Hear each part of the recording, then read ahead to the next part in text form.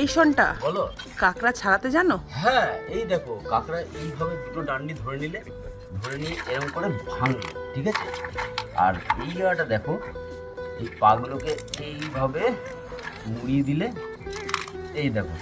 আর এইটা ছেলে কাঁকড়া, এখানে ভি ছোট আছে না, মেয়েদেরগুলো এখানে গোল হয়, আর এটা ছেলে কাঁকড়া সবসময় দেখো ভি হয়। আর মেয়ে কাঁকড়া কোনগুলো হয় জানো? দাঁড়াও দেখাচ্ছি। মেয়ে কাঁকড়া সাধারণত আছে এখানে। বাপরে, সবগুলো খুলে তো রেখে দিয়েছি। বাপরে, কামড়ে দিচ্ছি গো।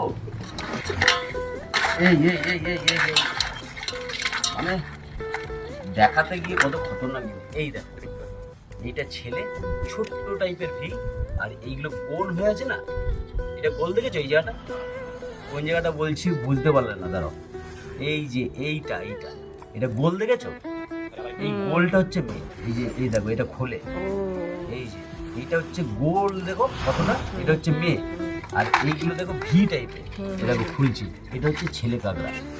একটা জিনিস, কাঁকড়া খেতে গেলে একটা নিয়ম আছে। কি নিয়ম জানো? কি করে বুঝবে ছেলে মেয়ে, এটা দেখিয়ে দিলাম। মেয়েগুলোর একটু মিষ্টি হয়, আর অনেক কাঁকড়া না, অনেকে জানে না যে কি করে মিষ্টি হবে, বেশি মাংস হবে। সবসময় কাঁকড়ার বডিটাকে চিপে, এইভাবে চিপে দেখিয়ে নিতে হয়। দেখো চিপছে, এগুলো শক্ত, তাহলে কিন্তু এতে ঠাসা মাংস আছে। সিজন হোক আর অফ সিজন হোক, এটা হচ্ছে ব্যাপার। কাঁকড়া কেনার সময় একটু টিপে এইভাবে জোরে দেখে নেবে। যদি শক্ত বডি হয় তাহলে ভাববে এতে ঠাসা মাংস আছে। এরপরে দেখো, ছাড়িয়ে নিলাম পাগুলো। ছাড়িয়ে নেওয়ার পর এইটাকে এই দেখো খুলে দিলাম।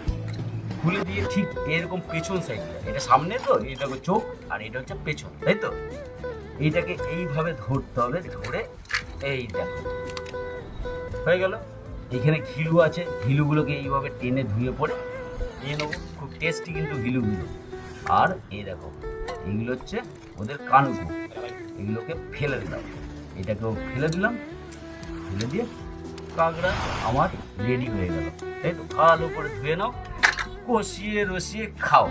তাহলে আলটিমেটলি মেল ফিমেলটা চিনিয়ে দিলাম। কাঁকড়া কীভাবে টেস্টি হবে, বেশি মাংস হবে, সেটাও আমি বুঝিয়ে দিলাম। বোকা আর কেউ হবে না, তাই তো। চলো, দোকানদার আলাদা আলাদাভাবে তো বুঝিয়ে দেয়, বিশাল মিষ্টি, বিশাল এই আছে ওই আছে, মাংস আছে, কিন্তু সবসময় কাঁকড়া টিপে দেখে নিতে হবে। তাহলেই কিন্তু স্বাদ হবে, মিষ্টি হবে। আর খেয়ে বলবে যে দাদাভাই শিখিয়েছিল।